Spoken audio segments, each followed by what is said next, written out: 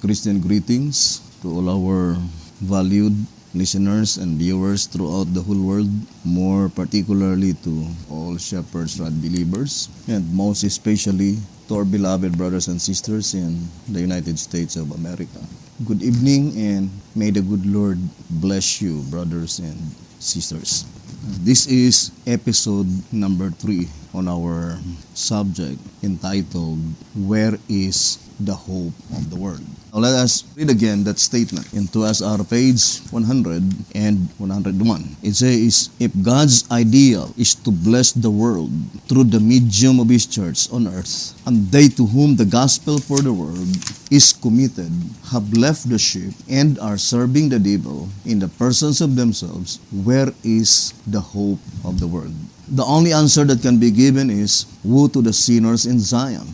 God will gather His sheep. He will have a church. But what will be the reward of those who were instructed to feed the lambs and are feeding themselves? Christ, who sees the end from the beginning and with His all-seeing eye focused on present-day conditions, has said, who then is a faithful and wise servant, whom his Lord hath made ruler over his household, to give them meat in due season? Blessed is that servant whom his Lord, when he cometh, shall find so doing. Verily I say unto you, that he shall make him ruler over all his goods.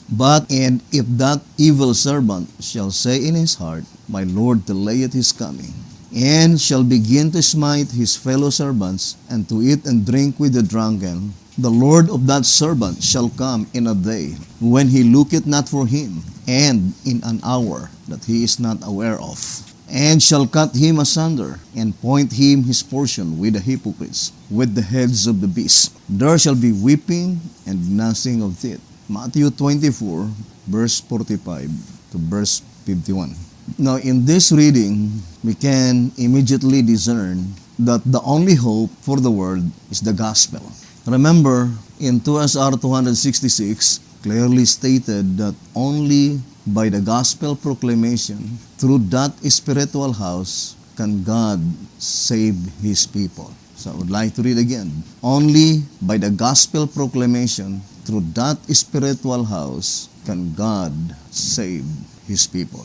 I would like to read 2SR 238. It says here we see another type. God's truth to the world before the Bible came coincides with His truth in the time of the Bible, showing that God has but one truth, one Christ, and one gospel in all ages. Therefore, the idea taught by self-styled ministers of the gospel that God had one method of saving people before the Bible came into existence, another in the Old Testament time with the descendants of Abraham, and still another for the New and the Gentiles, etc., is a deception of the devil, and there is no truth in it. Not only the things written prove the truth and exposes the error, but even common reasoning tells us there can be no justice in such an ever-changing method of salvation. For I am the Lord, I change not.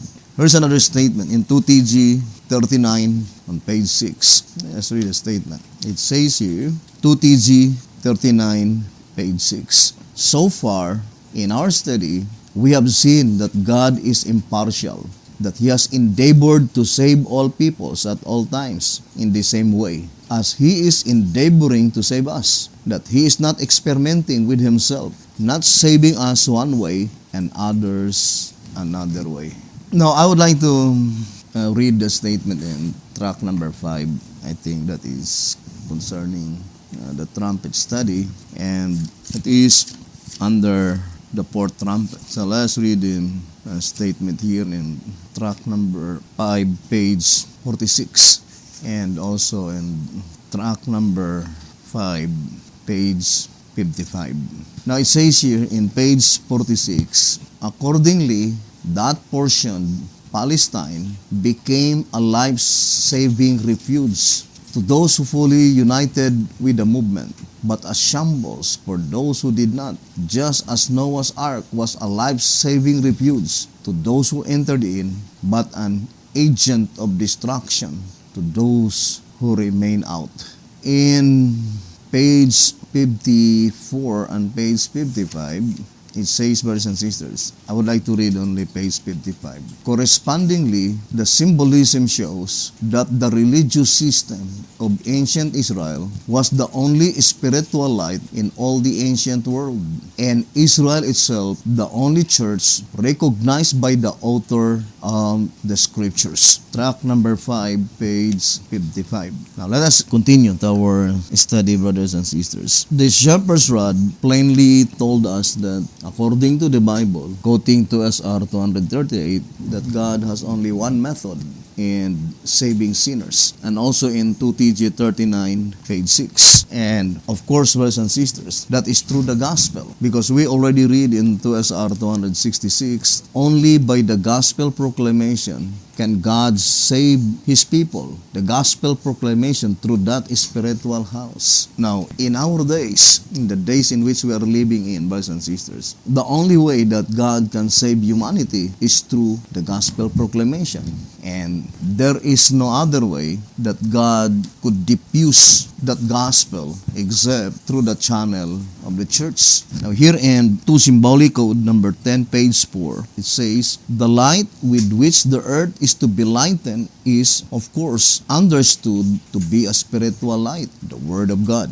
Moreover, it is also understood that the church is to diffuse this great light to the ends of the earth, for in no other way will God reveal the truth to sinful men. 2 Symbolic Code number 10, page 4. So, the voice of inspiration says, brothers and sisters, that there is no other way that God could diffuse such great light to the world, the light of the gospel, except through the channel of the church. Now, here in 1TG, let's read the statement. 1TG number 2, let's read the statement given by the shepherd's rod. Here in 1TG number 2 on page 22, it says here, as there is but one right way and but one door, and as all Christians do not see alike and do not walk together, could it be that we are all wrong, all going in a wrong direction? No, that could never be, as long as the Lord does not forsake the earth. Indeed not, for He must have a people in whom to confide His truth, and by whom to save those who choose to go His way. So those who choose to go some other way will in the end discover that the devil,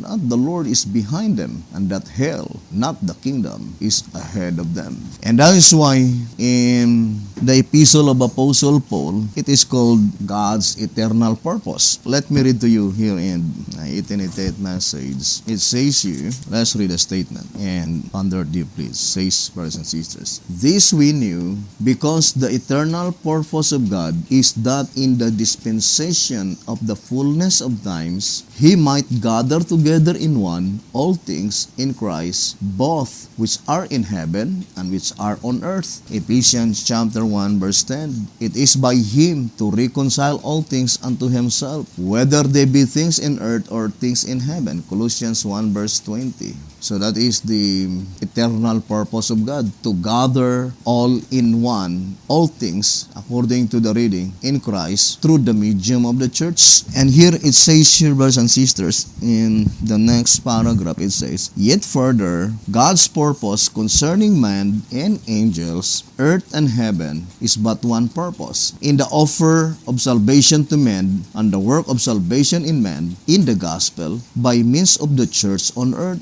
God is working out a problem which of interest to the good angels now. 1 Peter chapter 1 verse 12. And by means of which they are caused to know the manifold wisdom of this eternal purpose. For thus it is written, unto me who am less than the less of all saints, is this grace given that I should preach among the Gentiles the unsearchable riches of Christ, to the intent that now unto the principalities and powers in heavenly places might be known by the church, by means of the church, the manifold wisdom of God, according to the eternal purpose which He purposed in Christ Jesus our Lord. That is very plain in this reading, brothers and sisters, that God's eternal purpose is that to unite all His creatures in one, and through the medium and by means of the church. And when it would be, it says, in the dispensation of the fullness fullness of times. Now here's another statement that I would like to read concerning the dispensation of the fullness of times. It says, brothers and sisters, that such dispensation is pointing to the last days, and the voice of inspiration called it the dispensation of the fullness of time. Now it says here, I would like to read a statement. It says, although the dispensation of the fullness of the times began in the fall of 1844, the gospel dispensation or dispensation of grace did not end at that time. The expression, there should be time no more, Revelation 10 verse 6, could not refer to the second advent according to Kosher, for after this oath came the commission to prophesy again. He pointed to Revelation 10 verse 6 and 7 for a description of the manner in which time should close. The days in Revelation 10 verse 7 indicated a short period of time in which not only the seventh angel begins to sound, but the mystery of God is finished. Thus we see that the mystery is finished, not in a point, but in a period. And while the mystery is finishing, the seventh angel is beginning to sound. In other words, as the dispensation of the fullness of times begins with the seventh trumpet, and the gospel dispensation reaches to the resurrection, it is manifest that the dispensation of the fullness of times begins before the gospel dispensation ends. There is a short period of overlapping or running together of the two dispensations, in which the peculiarities of both mingle like the twilight mingling of light and darkness. So here, brothers and sisters, the voice of inspiration says that the dispensation of the fullness of times began in the year 1844. But as far as the shepherd's rod is thus concerned, here in 2SR 284, thus we have a candlestick for each of the two sections of God's church while the scriptures were being written. One candlestick and one olive tree to the Jewish, and one candlestick and one olive tree for the apostles, and 7 for the remaining history of the church to the time of the separation of the tares from the wheat, or to the commencement of the harvest. Thus the candlestick or the church in Zechariah's vision is the tent, denoting a universal church, depicting the living church that shall unite with all the saints since the world began, which will join with the church of the entire universe of God.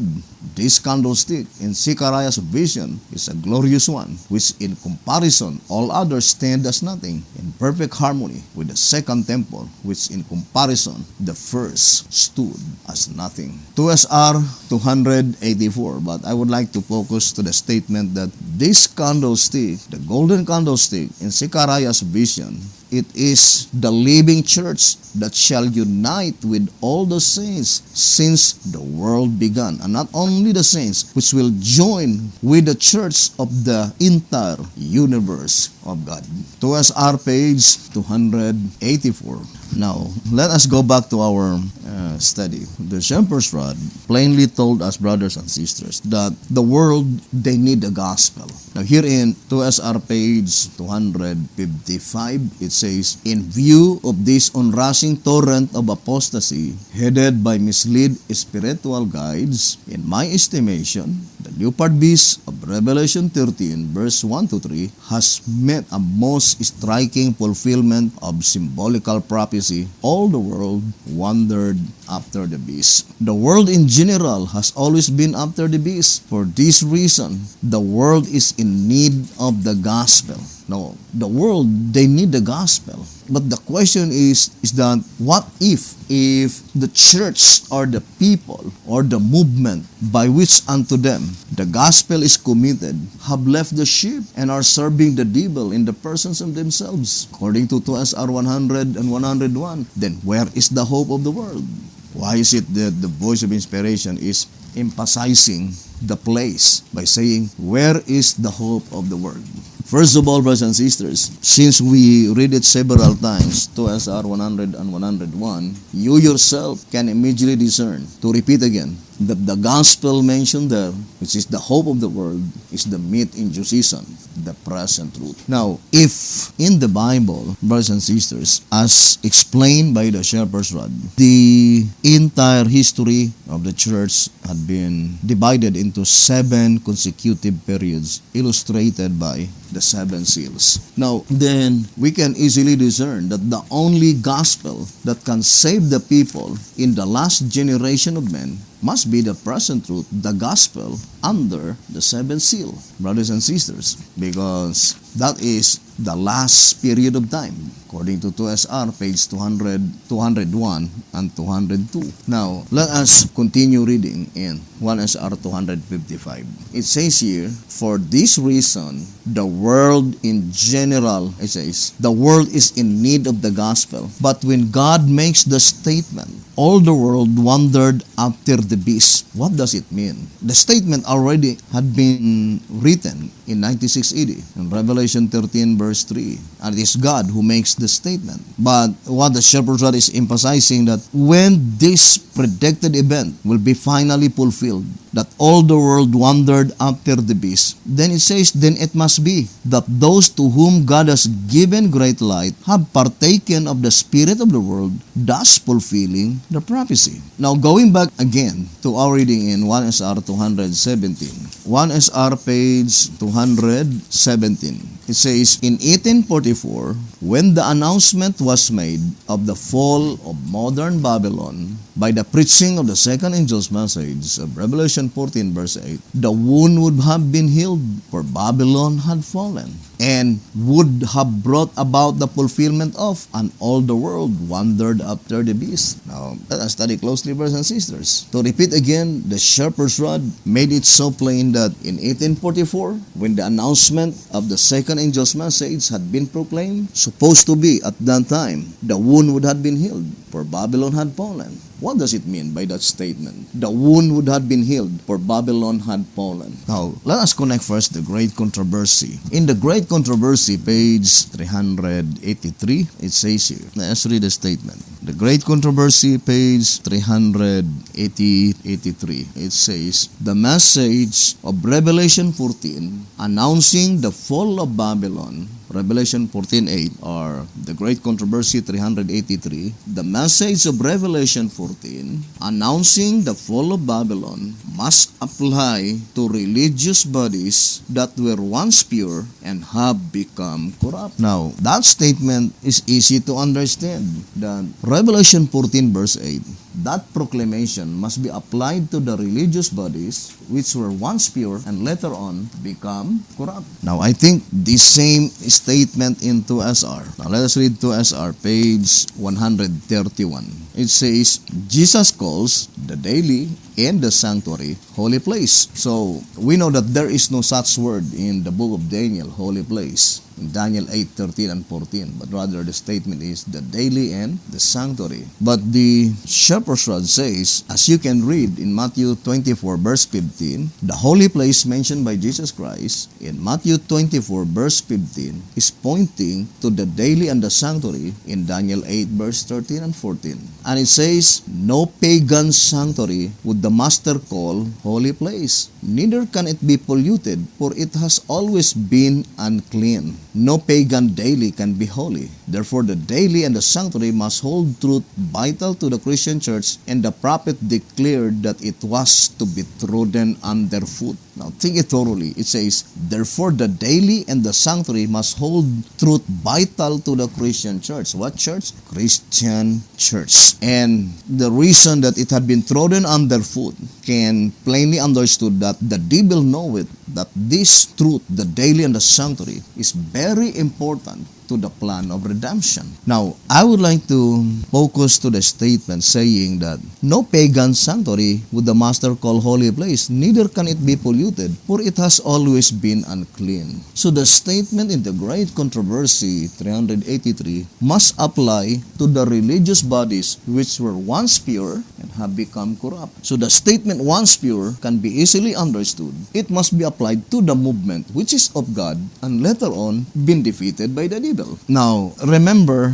according to the shepherd's rod in 2SR page 97 says that by the divinely called movement and aided by the writings of the spirit prophecy, God's intention was to keep the deadly one on the head. So that is God's intention. That is the will of God.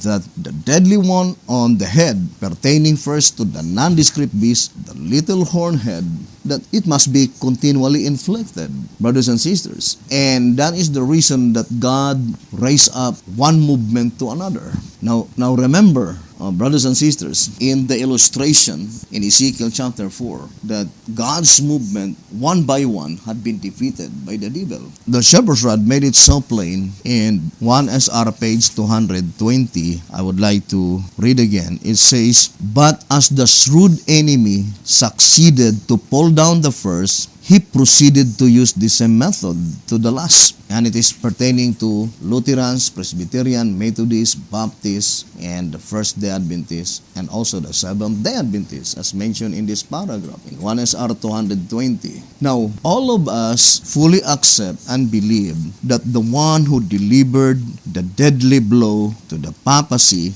is Martin Luther, brothers and sisters. But when Martin Luther died, the Lutherans had been defeated by the devil, and they were no longer inflicting the wound to the little hornhead.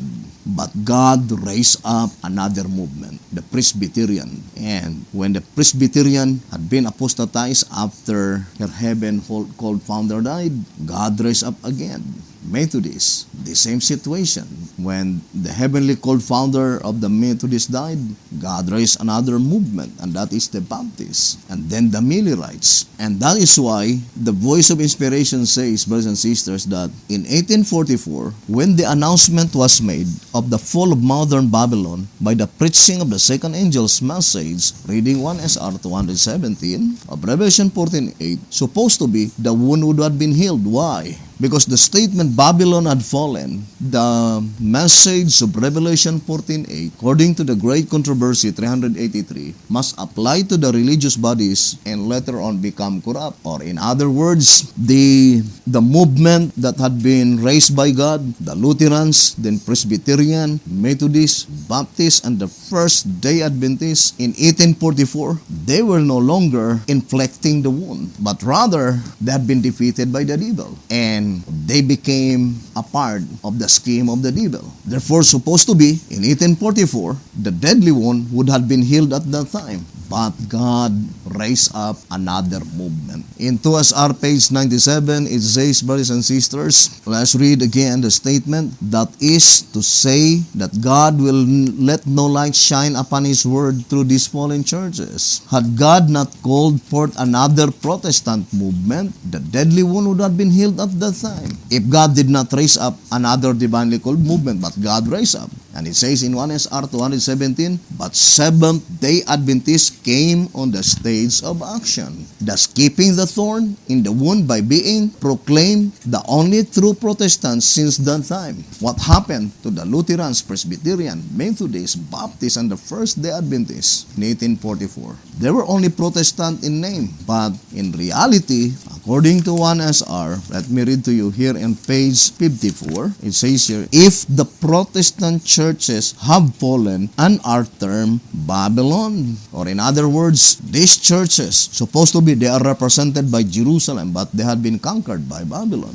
in 1844. Supposed to be the deadly one at that time will begin to heal. But the absolute fact is that God raised up another divinely called movement in 1844, and that is the reason why the deadly one had not been healed at that time.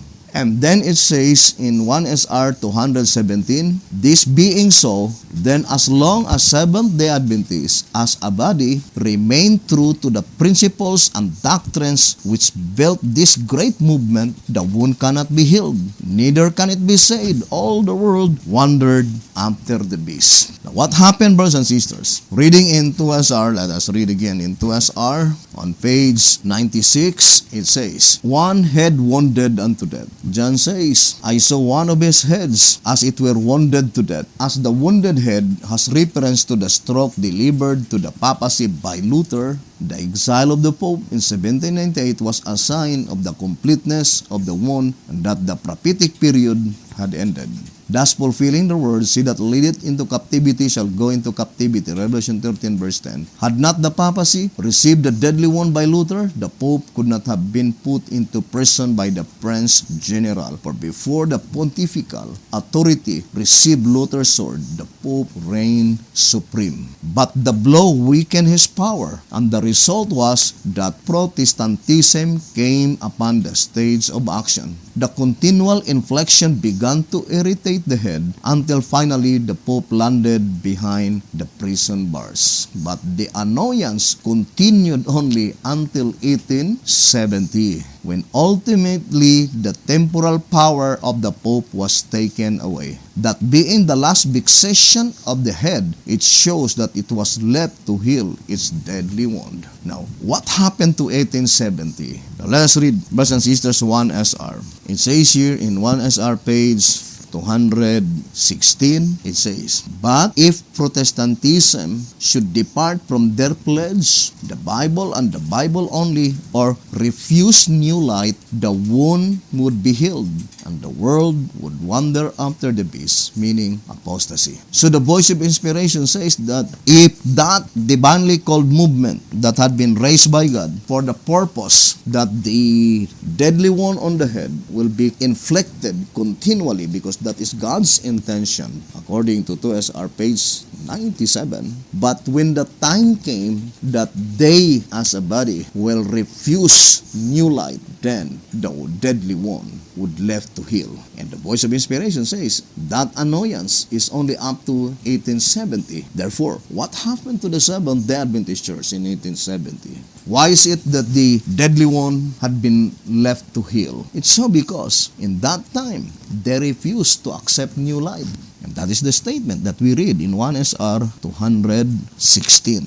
Now let's read Answerer. Here in Answerer number 1, on page, it says here, this is the statement given by the voice of inspiration. On page 93, it says, "Though many of Sister White's manuscripts were published during the period of time stated above, yet a careful check will reveal that if any new revelation of timely Bible truth meet in due season was published therein, it was revealed to her before 1890. In fact, as early as 1871, she herself announced this cessation of light through the testimonies. I am authorized from God to tell you that not another ray of light through the testimonies will shine upon your pathway until you make a practical use of the light already given." Answerer number 1, page 93. When was that time? Brothers and sisters, by which God decreed that He will no longer send any new light to the Seventh-day Adventist Church. That was in 1871.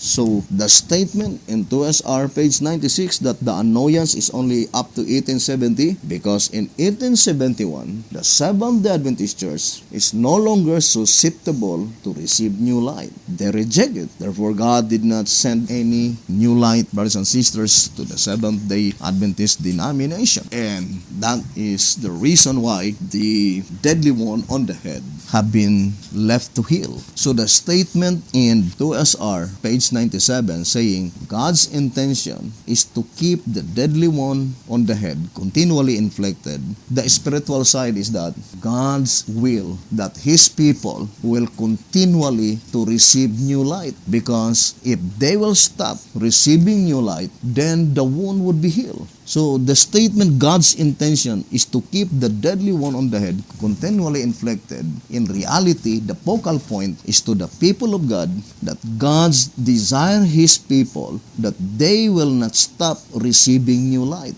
They will be continually progressing, and the fervent desire must be always in their hearts to always welcome the unfoldment of the plan of redemption, to accept new light, brothers and sisters. And the voice of inspiration says that at the time when they will refuse to accept new light, brothers and sisters, then that is the time that the wound left to heal. Although in 1844, the Lutherans, Presbyterian, Methodist, Baptist, First-day Adventists, brothers and sisters, they already refused to accept new light, but the absolute fact is that, according to the reading, 2SR page 97, and also 1SR 217, God raised up a divinely called movement, by which in that divinely called movement, God deposited the new light, my dear brothers and sisters. But in 1870, when the divinely called movement, the Seventh-day Adventist Church, brothers and sisters, rejected the new light, they as a body,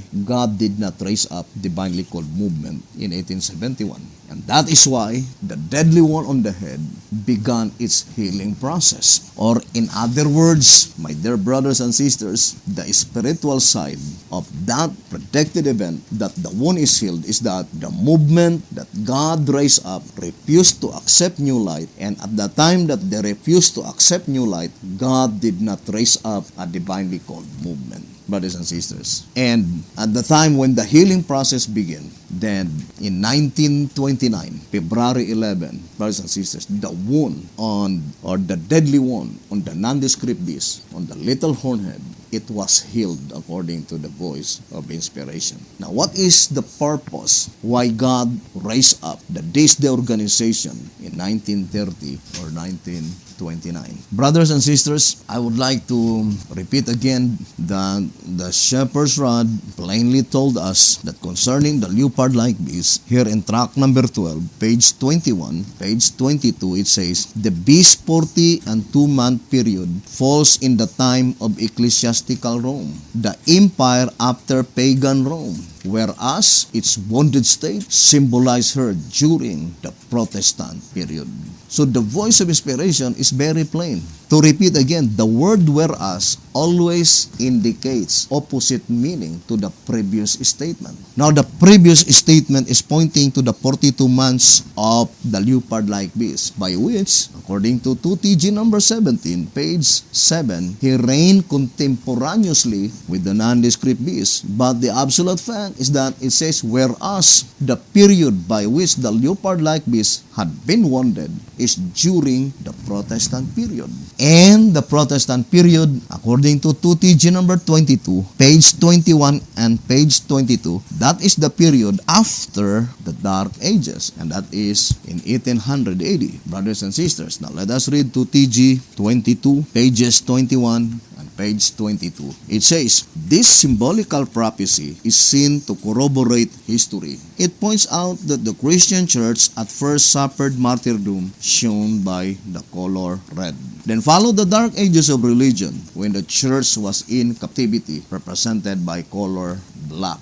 Following this came the Protestant period, the period of religious freedom represented by white theme, which is represented by the Millerites movement. So the Protestant period must be after the Dark Ages, according to this reading, 2TG 22, 21, and 22. But do we believe what the shepherd's rod teaches, brothers and sisters, that the leopard-like beast had been wounded in the Protestant period? Now, I would like to read again, brothers and sisters, tract number 8, here in tract number 8, on page 59, it says here, the 5 smooth stones in David's bag, with one of which is low Goliath, typify the 5-fold power in the antitypical shepherd's bag, which is the Bible, with one part of which God's shall today smite the beast and his image, the nations, the antitypical Goliath. And since we know that it is by his word in the form of a message that he shall smite the nations, then obviously the 5 smooth stones represent 5 messages, the last of which is to wound the beast, destroy his image, and free God's people from the fear of the hidden. So the voice of inspiration says that, brothers and sisters, that the one that will wound the beast, brothers and sisters, remember, the little horn head never been called the beast, according to the shepherd's rod. I would like to read to you here. And because in that reading, in tract number 8, page 59, the one that will be wounded, it is the beast. Now let me read to you the statement in 2SR on page 151. It says, the idea that the papacy is called the beast is altogether wrong. So the papacy never been called as the beast. And the one that had been wounded by Martin Luther is the papacy. And the papacy never been called as the beast, brothers and sisters. Now, I would like to read again. It says, the idea that the papacy is called the beast is altogether wrong. The papacy is represented by symbols on two different beasts. First, on the nondescript beast of Daniel 7, by the little horn, having eyes like the eyes of a man, and a mouth speaking great things. Second, on the leopard-like of Revelation 13, by the head that was wounded to death. These beasts are universal, representing the entire world in their time, both civil and religious. Therefore, it could not be said of either beast. It says, it is a man. The papacy being only a part of both beasts, horned head on one, and simply a wounded head on the other, cannot be called the beast. So that is the statement, brothers and sisters. The shepherd's rod says that, no, the papacy never been called the beast, and it is an erroneous idea to call the papacy the beast. And the only one that had been wounded by Martin Luther, it is the papacy. Now let us read 2SR page 87. Of the beast having 7 heads and 10 horns, and upon his horns 10 crowns, John says, and I saw one of his heads as it were wounded to death. The wounded head represents the papacy, wounded by Martin Luther, which was originally symbolized by the horn head of the nondescript beast, showing only the papal power and the authority. So the voice of inspiration says, brothers and sisters, that the one that had been wounded by Martin Luther, it is the papacy, brothers and sisters. And the papacy is not the beast, but the predicted event by which the 11th hour message will be the one to wound the beast. And we know, brothers and sisters, there is no other beast that had been wounded except the leopard-like. The scarlet-colored has 7 unharmed heads. It was not wounded. Also the two-horned beast. So the statement, brothers and sisters, in tract number 8, page 59, it says, then obviously the 5 smooth stones represent 5 messages. The last. So the last in the 5 messages, which is the 11th hour, of which is to wound the beast and destroy his image and free God's people from the fear of the heathen. So it is the 11th hour message that shall wound the beast. So the statement, brothers and sisters, in tract number 12, page 21, page 22, that the leopard-like beast wounded state is in the Protestant period, and the Protestant period begins in 1800 AD. Therefore, from 1800 onward, that is the period of time by which the leopard-like beast will be wounded. And brothers and sisters, the only message that will wound the leopard-like beast, it is the 11th hour message. And since there was no 11th hour message in the days of Martin Luther, it utters the impossibility, brothers and sisters, that the leopard-like beast at that time had been wounded. Besides, the shepherd's rod never teach that, because the one that had been wounded by Martin Luther in the Dark Ages is the little horn head on the nondescript beast. Remember, the divine principle is stated in 2SR page 111. Let me read to you the statement. It says, we believe that there must be more complete symbolical information for this present generation than for any previous one. Thus, it is very inconsistent and unreasonable of those who have applied the leopard-like beast of Revelation 13 and the scarlet-colored beast of Revelation 17 in addition to the nondescript beast of Daniel 7 as symbols of Rome. So here the shepherd says, no, the leopard-like beast and the scarlet-colored beast cannot be, brothers and sisters, symbolized as another symbols added to the Roman Empire, because the Roman Empire is symbolized by the nondescript beast divided into 2 stages, pagan Rome and papal Rome. But the leopard-like beast, no, it is not in addition to the description of the Roman Empire. Now, do not forget the statement in answerer number 3 on page 45 saying that, brothers and sisters, only ecclesiastical half that had been wounded by Martin Luther. Now, I would like to go directly that this ecclesiastical, brothers and sisters, is established and built by Satan, a counterfeit religious system, my dear brothers and sisters. The statement given in answerer number 3, page 45, it says, For on the leopard-like beast, Rome is not represented by either a wounded horn or a horned head, but by a wounded head only, which shows that the blow affected not the secular half, the state horn, but only the ecclesiastical half, the church. Now, brothers and sisters, here in 2SR, let me read to you the statement in 114. 2SR page 114. It says, the nondescript beast has only one horned head, a symbol of a mono-sectarian system by alliance of civil power with religious creed. Now, the voice of inspiration says that the nondescript beast, being only one horned head, symbolizes a mono-sectarian system.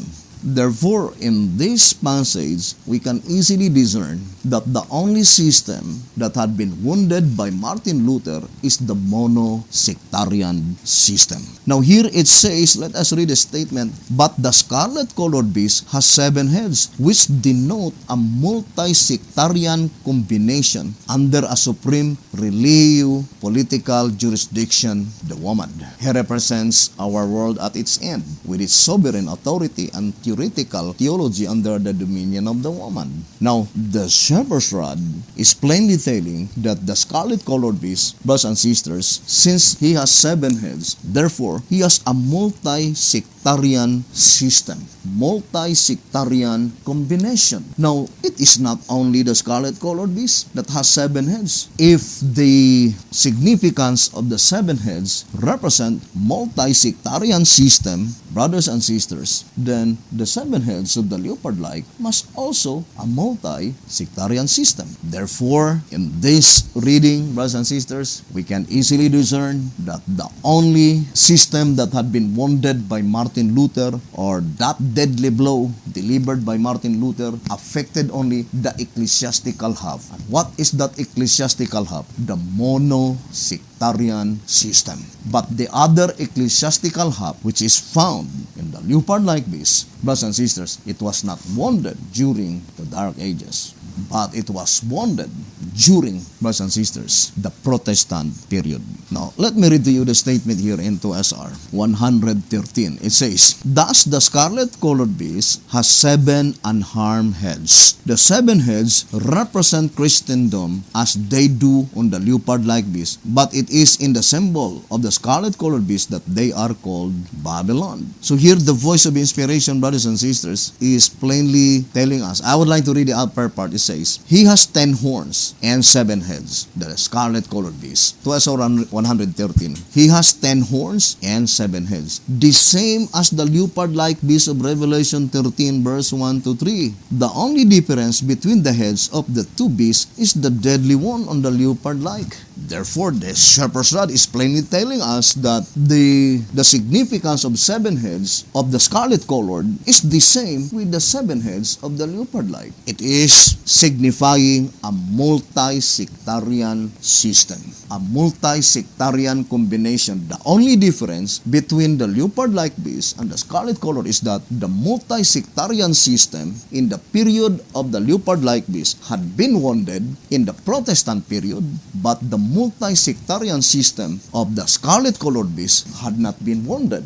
It is unharmed. But the absolute fact is that both of them has a multi-sectarian system. And that system had never been wounded by Martin Luther. The only system that had been wounded by Martin Luther is the mono-sectarian system. And that is why the shepherd's rod is very plain, that only half of the ecclesiastical, because the ecclesiastical system that had been established by Satan is divided into 2 kinds, mono-sectarian and multi-sectarian. Now, I would like to read here in 1SR. Here's another statement. Here in 1SR on page, let us read a statement given by the voice of inspiration. Here, brothers and sisters, and let us ponder deeply. It says here, 213, the little horn on the base of Daniel 7 verse 8, which came afterwards among the 10, and in place of which 3 fell, has been interpreted to be the papal head from 538 AD to 1798, and which was wounded in the 15th century. Now, for sure, it is not Martin Luther, because God raised up Martin Luther in the 16th century. But here it says that the papacy had been wounded in the 15th century, and the only servants of God that had been raised by God, inspired servant in the 15th century, that is Jerome, brothers and sisters, and John Hus. And what is their message? Their message is they were exposing all the corruptions of the Pope. But why is it, brothers and sisters, that the blow that had been delivered by these two servants, Jerome and Hus, is not categorized by inspiration as the deadly blow? Unlike with Martin Luther, it is the deadly blow, brothers and sisters. According to the Great Controversy and also Testimonies for the Church, Volume 1, brothers and sisters, and also in 1SR and in 2SR, it is a deadly blow that had been delivered by Martin Luther. Because the message that delivered by Martin Luther is pointing to the very foundation of the doctrines of the papacy by which such corruption had been established. And we know that it is pointing to Christ our righteousness. Martin Luther is trying to emphasize that, no, we should not confess to the Pope, brothers and sisters, and salvation cannot be earned by money. And because of that doctrine, the very foundation of such corruption of the papacy had been overthrown. And that is why it is called the deadly blow. But if the leopard-like beast picture the occurrence of the nondescript beast, then we can easily discern that that is the groundwork, and the focal point, brothers and sisters, must also be the same. Because the message that, brothers and sisters, that wounded the leopard-like beast is the 11th hour message. And for sure, in the writings of Sister White in 1888, Sister White says that the message of Revelation 18 verse 1, brothers and sisters, there was a glimmering in 1888, but it was rejected. In 2SR page 230 and 231, it says, what is the message? The 11th hour message is none other than Revelation 18. So the message of the 11th hour is pointing to that great light on Revelation chapter 18. And there was a glimmering in 1888. Therefore, that two servants, Alonzo Jones and Wagoner, is the antitypical John Hus and Jerome. But they had not been able to deliver a deadly blow. And for sure, the one that delivered the deadly blow to the leopard-like beast, it must be B.T. Hotep. His message, which is purely the 11th hour message. And since that system of the leopard-like beast is called multi-sectarian system, and I would like just to read one passage in the writings of B.T. Hotep to prove that B.T. Hotep attacked that kind of system, brothers and sisters. Here in 1TG number 2, it says here, let us read a statement given by the Voice of Inspiration in page 21 and also page 22. It says, from this we see that Jesus is the only way to the kingdom. The idea then that there are many ways, whereas there is but one Jesus, and that they all lead to the kingdom eternal, is only a hump of a humbug that unsanctified hearts like to listen to. They are of those who are dodging the porter at the door, of those who know that their deeds cannot stand inspection. Brothers and sisters, so B.T. Hotep says that such doctrine, brothers and sisters, that there are many ways, a multi-sectarian, brothers and sisters, is only a hump of a humbug, which unsanctified hearts like to listen to. B.T. Hotep directly attacks such doctrine, that such doctrine is erroneous, my dear brothers and sisters. Now, I would like to connect our study, brothers and sisters, to another angle of this wonderful subject, saying, where is the hope of the world? Now, let me read to you this reading. I know this reading is need more time in concentration, and we need to have sincere prayer, brothers and sisters, with great desire to know the truth. Now, let us read again 2SR page 113. Thus, the scarlet-colored beast has 7 unharmed heads. The 7 heads represent Christendom, as they do on the leopard-like beast, but it is in the symbol of the scarlet-colored that they are called Babylon. Now, that statement can be easily understood that before the symbol of the scarlet-colored they are not called Babylon. Because, brothers and sisters, it is illogical to declare that they are called Babylon in the symbol of the scarlet-colored beast, while in reality, they are already called Babylon, even that symbol did arrive.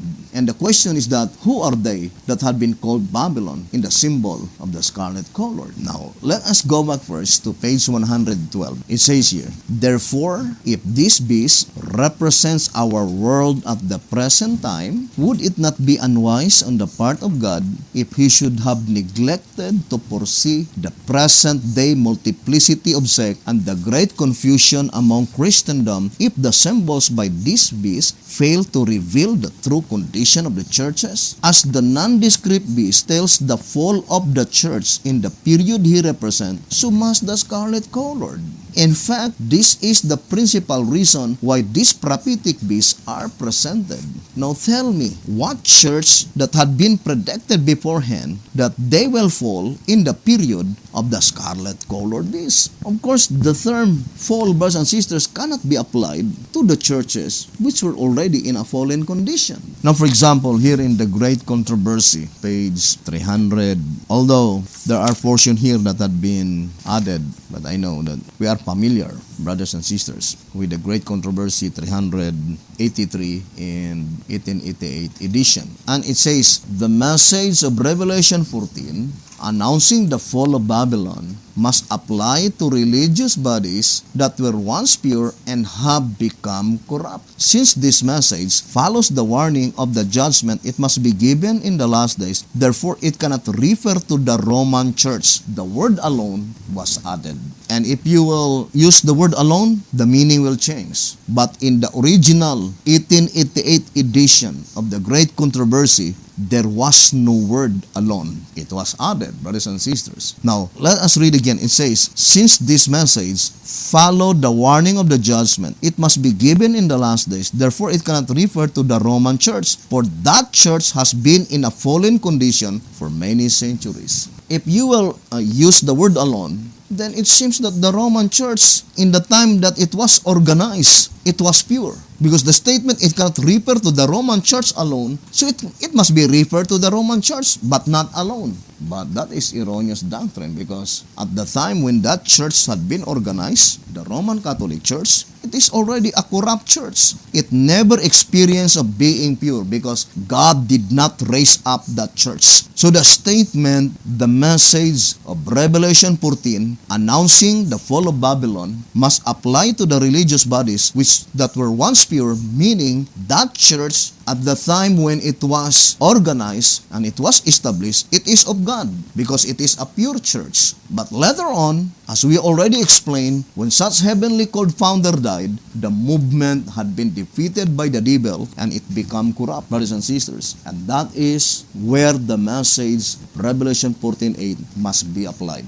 Only to the religious bodies which were once pure and have become corrupt. But our subject, in reality, is in connection in Daniel 8 verse 13 and verse 14, that the daily and the sanctuary had been trodden underfoot. When? In the broken state of Rome. In the second period of the exceeding great horn. Because we already read, brothers and sisters, first of all, we need to understand, my dear brothers and sisters, that Daniel chapter 8, verse 13 and 14 cannot be applied to the Old Testament. According to the Shepherd's Rod, in track number 3, let me read to you the statement here given by the Voice of Inspiration. In track number 3, page 36, it says, it is evident that in this chapter, the angel is explaining in detail the vision which was shown to Daniel in the 8th chapter. And that Daniel chapter 8, verse 11 and 12 is parallel in time with Daniel 11,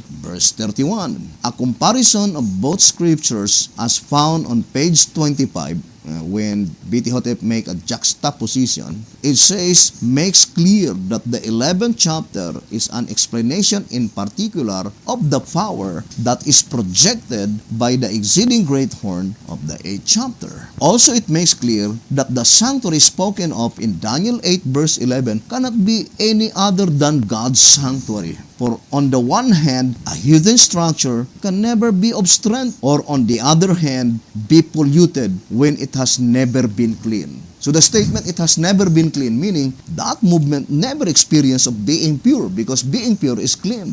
It cannot be applied to the Roman Catholic Church because it had never been clean, or it never been pure ever since. And moreover, never does the Bible call it a sanctuary. And finally, the very fact that the sanctuary in Jerusalem was neither polluted nor cleansed in the manner described by the angel, but was left desolate and was ultimately destroyed, Daniel 9 verse 26, puts the riveting evidence to the proof that neither the polluting nor the cleansing took place in the Old Testament era. Now, first of all, we need to understand, brothers and sisters, how did the sanctuary in Daniel chapter 8 that had been trodden underfoot, what does it mean? And brothers and sisters, we already explained that let us distinctly separate the predicted event when the daily and the sanctuary had been trodden underfoot, and the predicted event when the daily and the sanctuary was taken away. And that's what tract number 12, page 81 did say. Let us read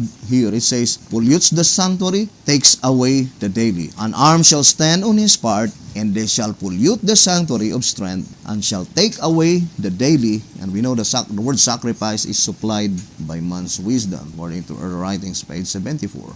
And it does not belong to the text. And they shall place the abomination that make it desolate. That these three links of truth, there are three links of truth. First, the polluting of the sanctuary, brothers and sisters. And that is in Daniel 8:13 and 14. The polluting of the sanctuary is illustrated by trodden underfoot, brothers and sisters. And then next, taking away of the daily and the placing of the abomination. In the prophetic chain of events bring us several centuries into Christian era, is conclusively confirmed by Christ referring to them as in the future from the time he uttered the command.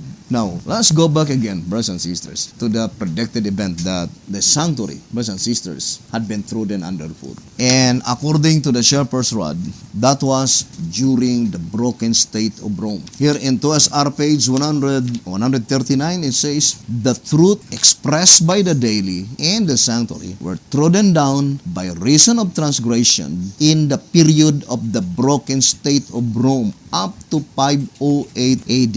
For the imperial government came to an end in the year 476 AD. So it says here, brothers and sisters, that the truth expressed by the daily and the sanctuary, it had been trodden underfoot or trodden down by reason of transgression. And we know that the statement here, by reason of transgression, can no longer be referred, my dear brothers and sisters, to the Jewish church, because the Jewish church already ended in 34 AD with the stoning of Stephen in October 16, 34 AD. Because God gave them limited period of time, 70 weeks determination upon the Jewish nation. In Daniel 9, verse 24, up to verse 27. And the result was, they crucified the Savior in the midst of the week in April 1631 AD. And then, the last 3.5 years that was given to them, at the end, they stoned Stephen. And that is why God rejected them as a nation. Therefore, brothers and sisters, the transgressor mentioned here in 2SR 139 could no longer refer to the Jewish nation, but rather to the Ephesus or the Ephesus, the first candlestick in Revelation chapter 1, chapter 2. And that is why the shepherd's rod says here in the old symbolic code that the early Christian church represented by Ephesus, it says here in one symbolic code, number 3, page 5, notwithstanding the example which God made of the Jewish leaders, the successors to the apostles, as the successors to Moses, by adopting worldly customs and rejecting Luther's message, they also betrayed their sacred trust. Hence, the case of the kingdom of heaven were taken away from the early Christian church, which became Catholic later. So the early Christian church, represented by the Ephesus, became Catholic later. Or in other words, it was defeated. It was absorbed by the Roman Catholic Church. By such movement, for sure, it cannot be of God, brothers and sisters. That's what happened to the Ephesus. Now, to remind us again and again that in connection with the subject in the temple's type, the shepherd's rod plainly told us in 2SR 271, as type destroyed type, so antitype must have destroyed antitype. 2SR 271, or in other words, it can be easily understood that as there are two literal typical temples and also destroyed by two typical Babylon, therefore, brothers and sisters, there must also be two antitypical spiritual temple to be destroyed by antitypical Babylon. Now let us read 2SR 271. It says, as type destroyed type, so antitype must have destroyed antitype. That is, ancient Babylon, the type of the papacy, robbed and destroyed Solomon's temple, the type of the early Christian church, and led Israel into captivity. This symbolical prophecy met its perfect fulfillment in 538 AD, when the papacy went forth and destroyed the church Christian, robbed them of the truth, and led the followers of Christ into captivity, subject to papal rule. You see here, the Shepherd's Rod says that the Ephesus is the antitypical spiritual temple that had been destroyed in 538 AD, typifying the Temple of Solomon that was destroyed by King Nebuchadnezzar in 588 BC. Now, what temple, what antitypical temple, brothers and sisters, that will be destroyed, predicted beforehand? If the second typical literal temple was destroyed by Titus in 70 AD, then there must also be second antitypical spiritual temple that will be destroyed. But in the antitype, it is not the same with the type, because in the type, the temple is literal, and the way it was destroyed is by burning the temple. The first typical temple, the Temple of Solomon, it was destroyed by King Nebuchadnezzar. It was burned. The same with the second literal temple. It was destroyed by Titus and it was burned. But in the spiritual, antitypical temple, brothers and sisters, no. The illustration is no longer to be destroyed. That is why the explanation is found in the subject of the woman. The representation is that the woman which is pure became a harlot, became contaminated. And that is the way how the antitypical spiritual temple had been destroyed. And first, the illustration, it says that the Ephesus became Catholic, brothers and sisters. And what temple? The second spiritual temple to be destroyed. Do not forget that in the first antitypical spiritual temple, there are two candlesticks and only one candlestick that had been destroyed. In the first antitypical spiritual temple, the two candlesticks is the Apostolic Church and the Ephesus. But the Apostolic Church had not been destroyed. It is the Ephesus. Therefore, we can easily understand that the second antitypical spiritual temple must be also composed of two candlesticks. And there is no other candlesticks that is called temple and that is called woman. That is the last candlestick in Revelation chapter 3, the Laodicean church, and the candlestick in Zechariah chapter 4. Here, brothers and sisters, I do fully believe that one of the reasons why God reversed the order in the judicial demonstration in the seventh seal, because mostly, if not all, in the antitypical fulfillment, it is reverse order. Because in the first antitypical spiritual temple, it is the second candlestick that had been destroyed, but the first candlestick. And in the antitypical spiritual, second antitypical spiritual temple, it must be the first candlestick that will be destroyed and not the second. Because the first candlestick represents the golden candlestick in Revelation 3. And the second candlestick is represented by the golden candlestick in Zechariah 4. I will prove to you, brothers and sisters, that both of them is called the second antitypical spiritual temple. Now let me read to you here in 272, it says, according to the type, we must look for a proclamation sometime after 1798 AD that would brand the so-called Christian churches as being Babylon and their worship false. Now I would like to read again, 2SR 272. According to the type, we must look for a proclamation sometime after 1798 AD that would brand the so-called Christian churches as being Babylon and their worship false. This is just what happened happened immediately after 1844 AD. The second angel's message of Revelation 14:8 was proclaimed saying, Babylon is fallen, that great city, because she made all nations drink of the wine of the wrath of her fornication. So here we can easily discern, brothers and sisters, that the second antitypical spiritual temple must be after the pronouncement of the second angel's message in Revelation 14:8.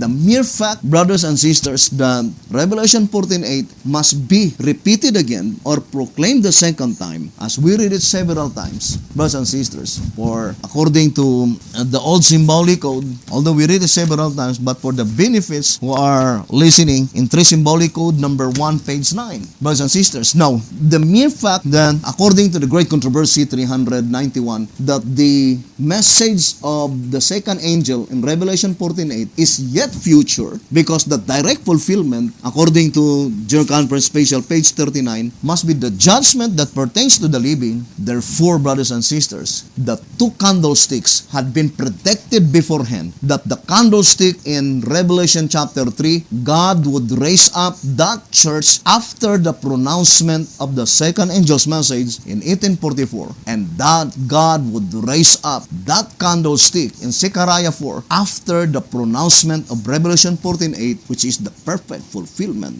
of the second angel's message in the judgment that pertains to the living. Now, let me read to you here, brothers and sisters, again the statement in 271. It says, thus the second temple, I would like to read again, 2SR 271. Thus the second temple represents the time while the judgment was in session. Therefore, the second antitypical spiritual temple must be applied to the time when the judgment was in session. But first applied to the judgment that pertains to the dead, it was in session in 1844.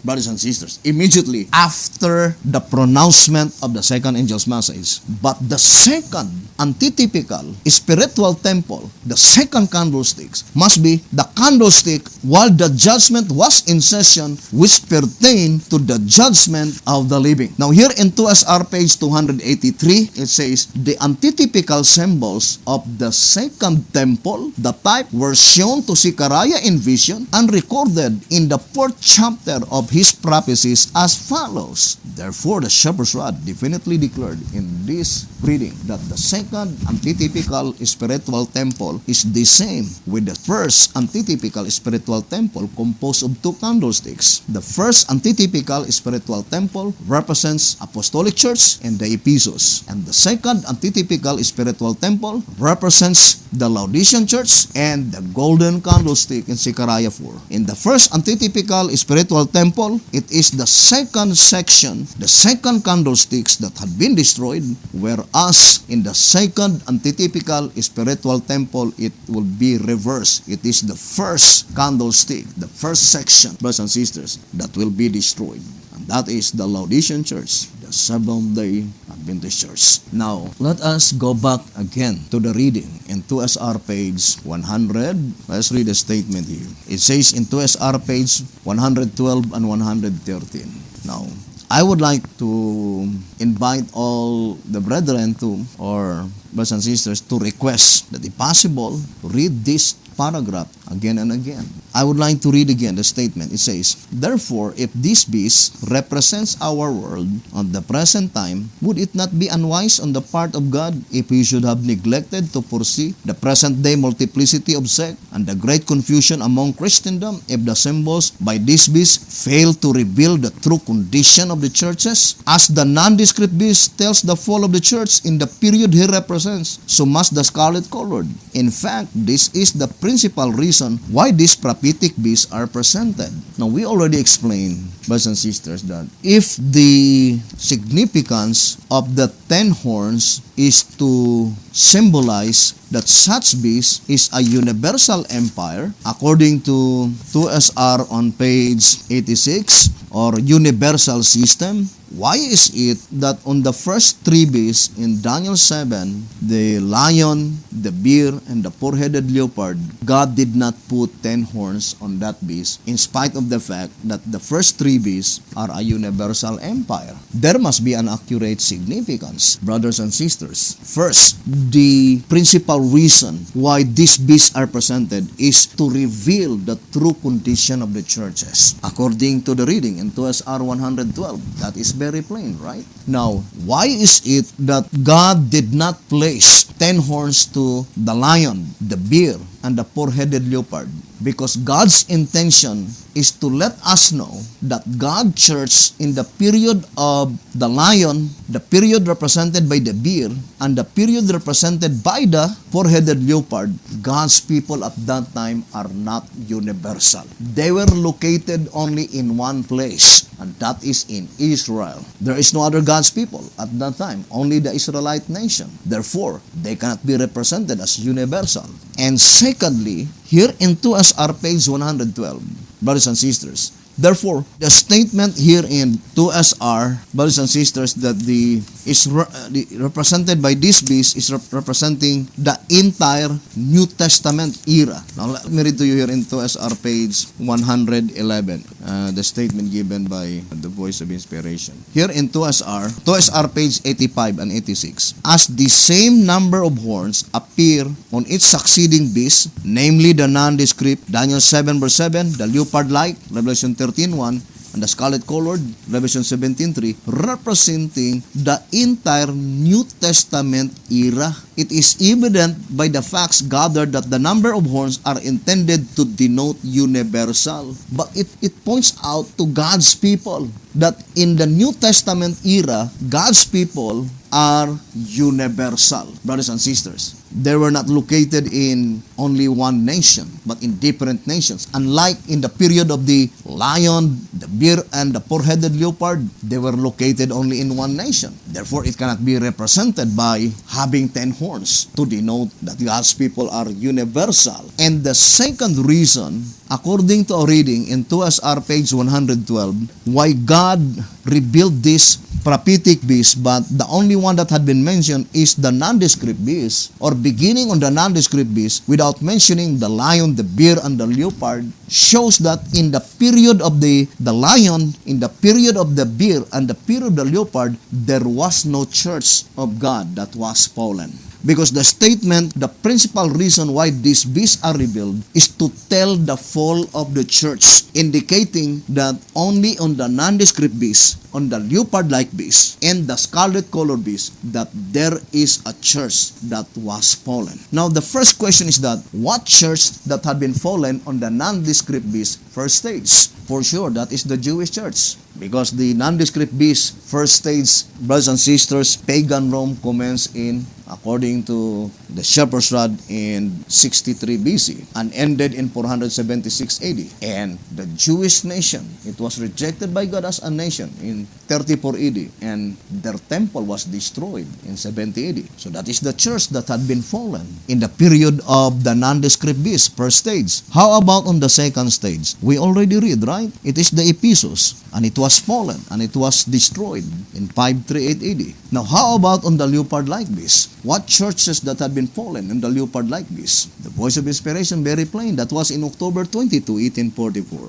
And that is the Lutherans, Presbyterian, Methodist, Baptist, and the First-day Adventists. We already read in 1SR page 54 that those churches in 1844, brothers and sisters, declared by inspiration as fallen. The same in 2SR page 97. That the churches that had been raised by God prior to 1844, it was fallen. It says here, let us read again the statement, but as the disappointment came in 1844, through the misunderstanding of what was to transpire at the end of the prophetic period, the movement created by Miller came to its end. The second angel's message of Revelation Revelation 14 verse 8 had announced that Babylon, the churches prior to 1844 had fallen. And what churches, brothers and sisters, that already in existence prior to 1844? It was enumerated one by one in 2SR page 107. It says, it would have been unwise and useless to devise this prophetic beast if the symbols would fail to reveal Protestantism as they do Catholicism. What beast that the Catholicism had been revealed? To the nondescript beast. But Protestantism revealed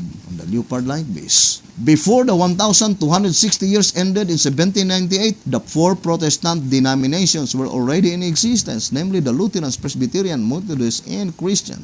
And for sure, they are the churches that had been raised by God prior to 1844. The Lutherans, Presbyterian, Methodist, and Baptist, as well as the First-day Adventists. It was raised prior to 1844, but it was fallen with the declaration of the second angel's message, brothers and sisters. Then the first antitypical spiritual temple was established. But how about the second antitypical spiritual temple? It must be at the time when Revelation 14 verse 8 will be proclaimed again, the second time in the judgment that pertains to the living. And it says here in 2SR 113, thus the scarlet-colored beast has 7 unharmed heads. The 7 heads represent Christendom, as they do on the leopard-like beast. But it is in the symbol of the scarlet-colored that they are called Babylon. Who are they that are called Babylon in the period and in the symbol of the scarlet-colored beast? It cannot be the Lutherans, Presbyterian, Methodist, Baptist, and the First-day Adventists, because they are called Babylon in the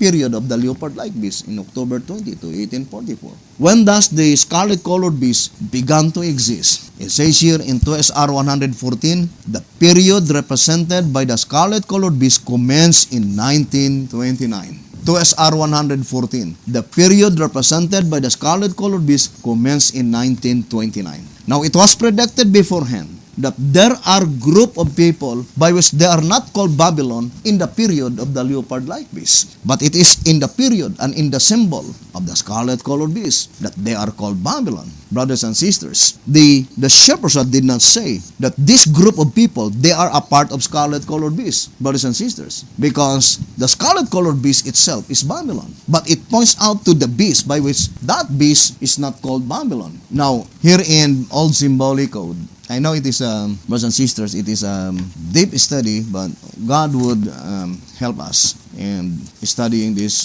very important prophecy. Let us read the statement here in 1 Symbolic Code, number 4, page 8. The leopard-like is a composite beast of all the beasts before it. His mouth of a lion, Babylon. Feet of a bear, Medo-Persia.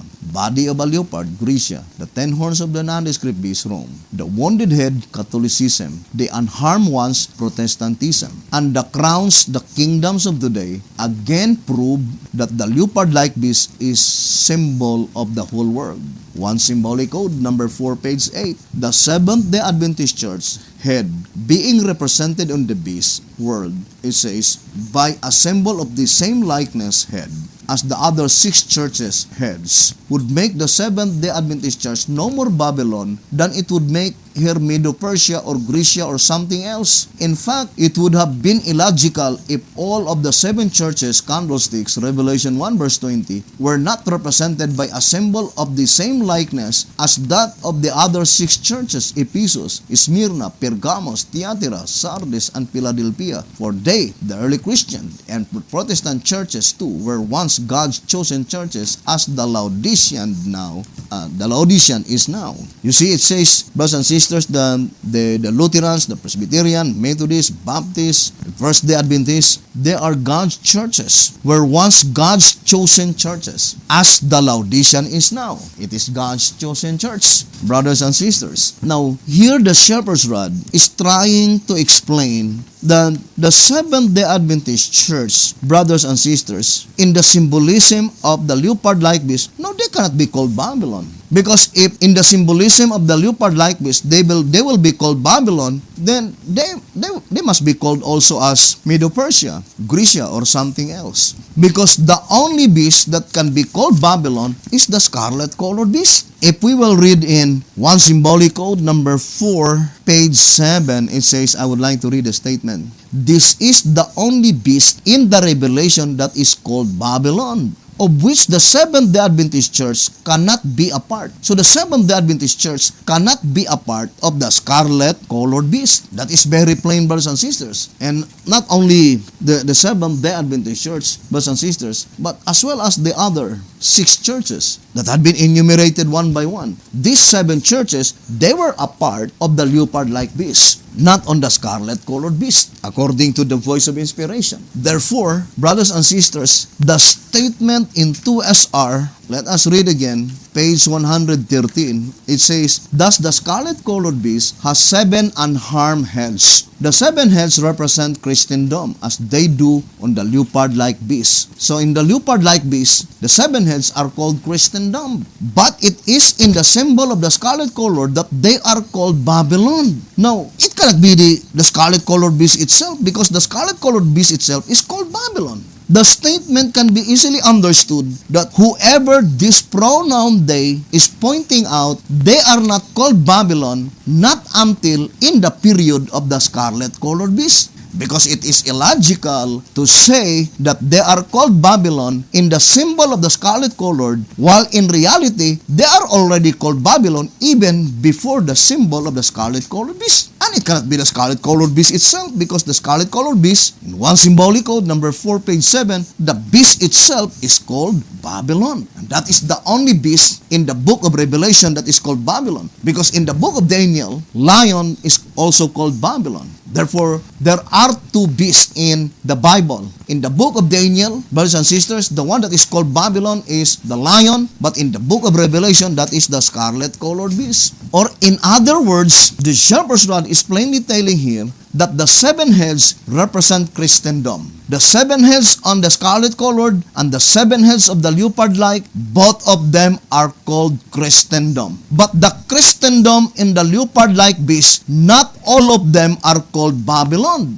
And for sure, among the 7 heads of the leopard-like beast, it is only the Seventh-day Adventist Church that they are not called Babylon. The shepherd's rod, very plain for that in one symbolic code number 4. Brothers and sisters, because the Ephesus, which became Catholic later, the Lutherans, Presbyterian, Methodist, Baptist, First-day Adventist, these 6 churches had been called Babylon. They were already called Babylon in October 22, 1844. But when does the Seventh-day Adventist added to the leopard-like beast? It was in 1929. According to 2SR page 107, it says, brothers and sisters, let's read the statement here in 2SR page 107, and the Seventh-day Adventist from 1844 to 1929 completed his 7 heads. 2SR 107.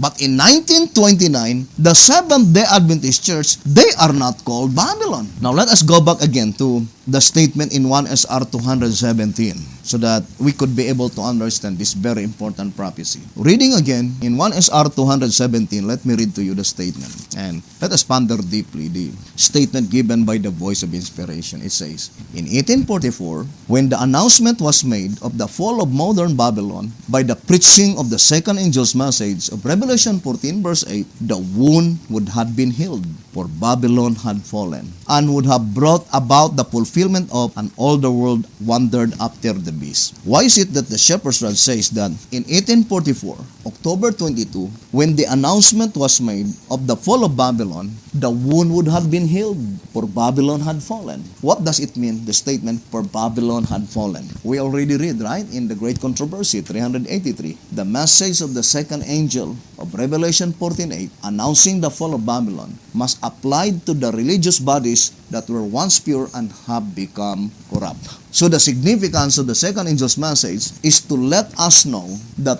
those movements, the same statement in one symbolic code, number 4, page 7, saying, there were once God's church, once pure, meaning that movement had been raised by God. It is a divinely called movement. And the reason that God raised up this divinely called movement is to keep the deadly wound on the head continually inflicted. Now in 1844, the announcement of the fall of Babylon is to indicate that these churches that had been raised by God to wound or to keep the deadly wound on the head is no longer inflicting the wound because they had been defeated by by the devil, and they were no longer, brothers and sisters, by the sword of the Spirit to keep the sore continually open. But rather, they permitted the wound to begin its healing process. Therefore, in 1844, supposed to be, the wound would have been healed because the movements that had been raised by God was already defeated by the devil. But the fact is,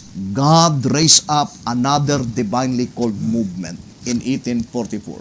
While God pronounced that those churches had been fallen, had been defeated by the devil, at the same time, He raised up the Seventh-day Adventist Church, according to 2SR page 97 and 1SR 217. Now, the statement, it says that when the Seventh-day Adventists will remain true, brothers and sisters, as a body to the principles and doctrines which built this great movement. Why is it that that great movement had been established? Because of the new doctrine, because of the new truth. And that is why in 1SR 216 it says, if that movement refused to accept new light, then the wound would have been healed. And we already read in 2SR page 96 that annoyance is only up to 1870. What happened to 1870? In answerer number 1, page 93, the Seventh-day Adventist Church reject new light, and God did not send any new light in 1871. But in 1844, the Lutherans, Presbyterian, Methodist, Baptist, and the First-day Adventists, they reject new light. Supposed to be the wound would have been healed, but God raised up another movement by which the new light had been deposited to that movement in 1844, and that is the Seventh-day Adventist Church. What is the new light? The sanctuary doctrine.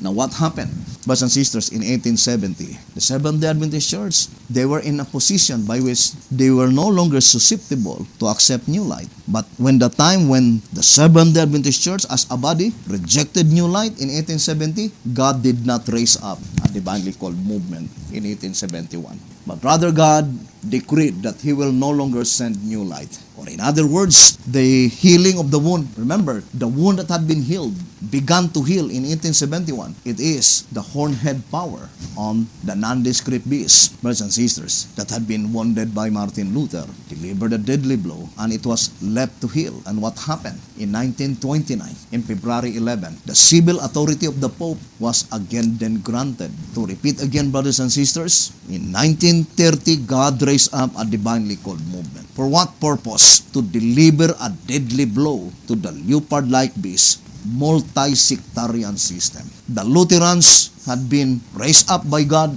during the Dark Ages to deliver a deadly blow to a mono-sectarian system. And that is the reason why in answerer number 3, page 45, only half of the ecclesiastical that had been wounded by Martin Luther.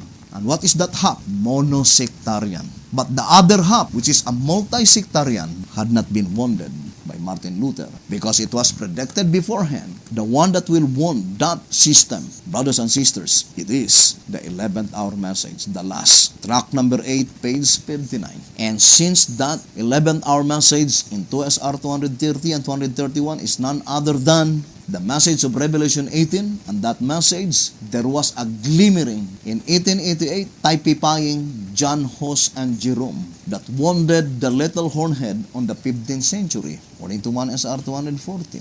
And it is typifying Alonzo Jones, an elite wagoner. But the one who delivered the deadly blow to the multi-sectarian system of the leopard-like beast, it is the Shepherd's Rod publications, brothers and sisters. Now, I would like to read again, brothers and sisters, and it is still a long study, but I would like to read the statement that in this study, brothers and sisters, hoping that you will accept this admonition given by B.T. Hotep in 2TG number 17, page 8, it says, "It is better for all of us to acknowledge our failures than to evade the truth, for it is the truth that shall make us free." It is better for all of us to acknowledge our failures than to evade the truth, for it is the truth that shall make us free. Do you believe supernatural power, brothers and sisters? Such supernatural power was illustrated in the days of Martin Luther, because it says here in 2SR page 190, let me read to you, "I will preach, discuss, and write, but I will constrain none, for faith is a voluntary act. See what I have done. I stood up against the Pope, indulgences and papists, but without violence or tumult.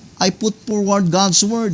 I preached and wrote. This was all I did. And yet while I was asleep, the word that I have preached overthrew papyri, so that neither prince nor emperor has done it so much harm. And yet I did nothing. The word alone did all. If I had wished to appeal to force, the whole of Germany would perhaps have been deluged with blood. But what would have been the result? Ruin and desolation, both to body and soul. I therefore kept quiet and left the word to run through the word alone. The Great Controversy, page 190, and that is supernatural power, brothers and sisters. Now, it is undisputable fact that in February 11, 1929, brothers and sisters, the power of the Pope, brothers and sisters, was restored according to the Shepherd's Rod publications. And that power is represented by civil authority, right? Here in 1SR, let me read to you the statement here. And let's read the statement given by the voice of inspiration. And the Shepherd's Rod made it so plain, brothers and sisters, and this reading that it was in February 11 in 1929. Now, let us read first in 209 in 1SR. It is generally understood among Seventh-day Adventists that since the Italian government granted civil power to the Pope on the 11th day of February 1929 to be the event of the prophetic fulfillment, we shall grant that the interpretation is correct and the deadly one has been healed. Note the verbs was and healed are both in past tense. This being so, it is evident that this particular prophecy is to be fully understood after its fulfillment as to when and how accomplished. So it was in February 11, 1929, that the Italian government granted civil power to the Pope. Now, what is the purpose why our Almighty God raised up a divinely called movement in 1930, in spite of the fact that the deadly one on the nondescript beast, the little hornhead, was already healed in February 11, 1929. Now, here, brothers and sisters, I would like to read here in the Great Controversy, 574. So it says here in this reading, in the movements now in progress in the United States to secure for the institution and usages of the church the support of the state, Protestants are following in the steps of papists. Nay, more, they are opening the door for the papacy to regain in Protestant America the supremacy which she has lost in the old world. And that which gives greater significance to this movement is the fact that the principal object contemplated is the enforcement of Sunday observance, a custom which originated with Rome and which she claims as the sign of her authority. It is the spirit of the papacy, the spirit of conformity to worldly customs, the veneration for human traditions above the commandments of God that is permitting the Protestant churches and leading them on to do the same work of Sunday exaltation which the papacy has done before them. Great Controversy, 574. Now, I would like to connect the reading in the Great Controversy, page 563 or 564. Liberty of conscience threatened. It says, Romanism is now regarded by Protestants with far greater favor than in former years. In those countries where Catholicism is not in the ascendancy and the papists are taking a conciliatory course in order to gain influence, there is an increasing indifference concerning the doctrines that separate the Reformed churches from the papal hierarchy. The opinions gaining ground that, after all, we do not differ so widely upon vital points as has been supposed, and that a little concession on our part will bring us into a better understanding with Rome. The time was when Protestants placed a high value upon the liberty of conscience which had been so dearly purchased. They taught their children to abhor papyri and held that to seek harmony with Rome would be disloyalty to God. But how widely different are the sentiments now expressed. Now, this is the covenant made by the Pilgrim Fathers and the Founding Fathers of the United States of America, that they taught their children to abhor papyri. And if you will seek harmony with Rome, it would be disloyalty to God.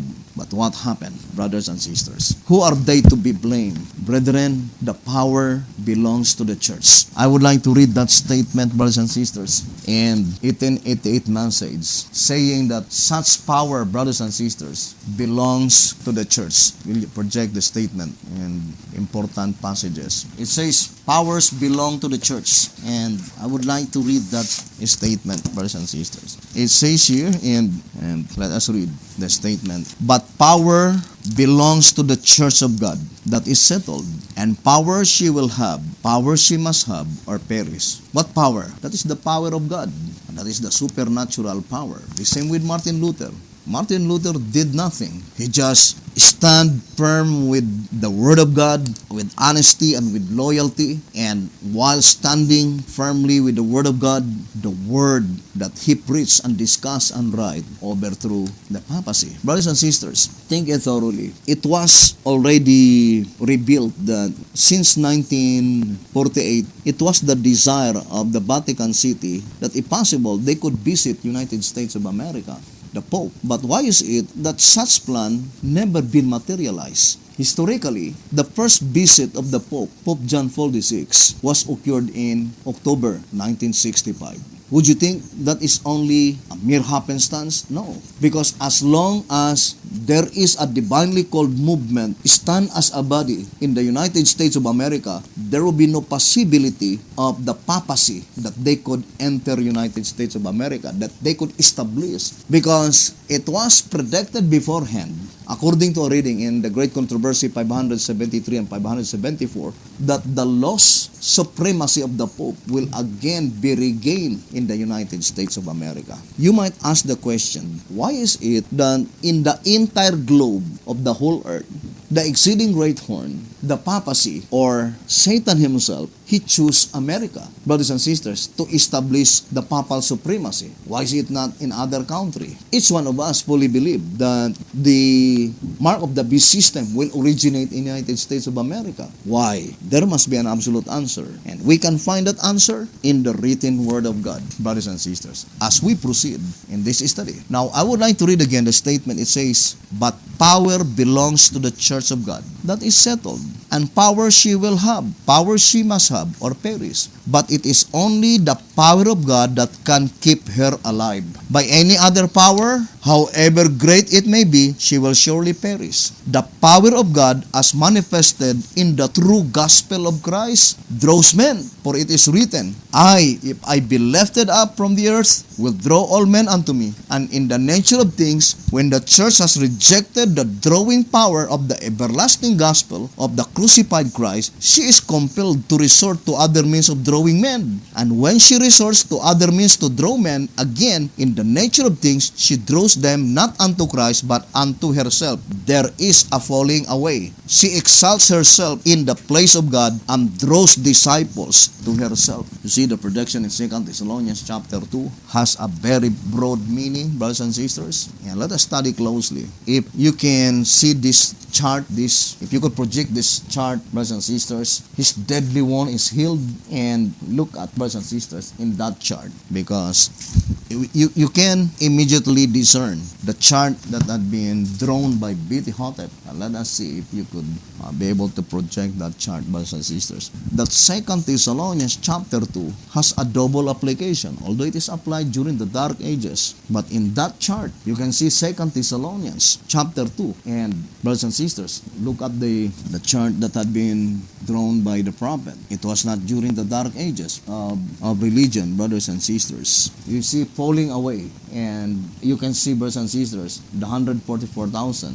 1929, the sign that his deadly one was healed. But that is pointing to the deadly one on the nondescript beast. But we are talking about, brothers and sisters, to the perfect fulfillment of the prophecy of the proclamation of Revelation 14 verse 8. Now, to have a short recap on our study, this episode number 3 concerning where is the hope of the world. You can read that statement in 1SR 2017 and 2SR page 97, but I would like to make a recap, brothers and sisters. In that reading, Revelation 13 verse 3 must be fulfilled after the proclamation of the second angel's message. But look at what happened. The second angel's message was proclaimed in 1929. In 1844, the second angel's message was proclaimed in 1844, October 22, but the wound was not healed at that time. Why? Because God raised up a divinely called movement. brothers and sisters. Now, how about in 1929? The wound is healed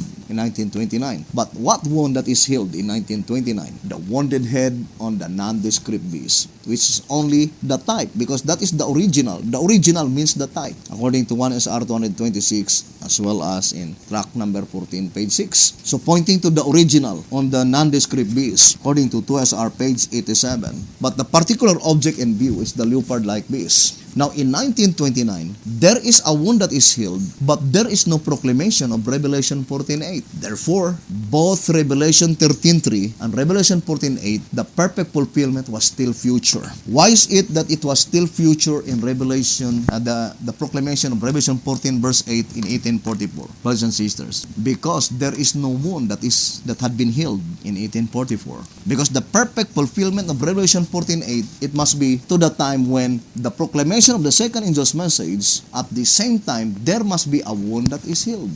Now, why is it that Revelation 13 verse 3 in 1929 is only a partial fulfillment, not the perfect fulfillment? Because there was no proclamation of Revelation 14 verse 8. It must go hand in hand in the perfect fulfillment of the prophecy that when Revelation 14:8 will be proclaimed, there must be wound that is healed. And why is it that the wound is healed?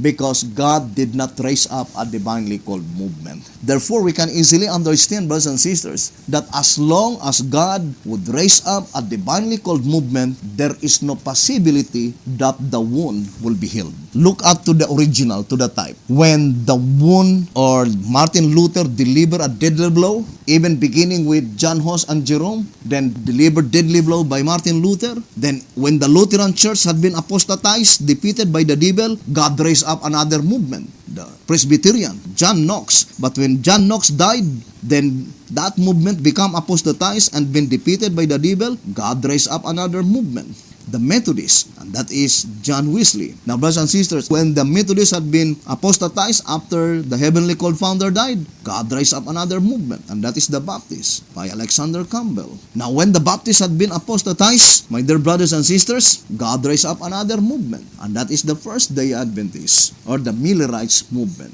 But the Millerites movement ended in 1844. So when the pronouncement, brothers and sisters, in 1844 that Babylon is fallen, the reason that the wound had not been healed at that time because God raised up a divinely called movement.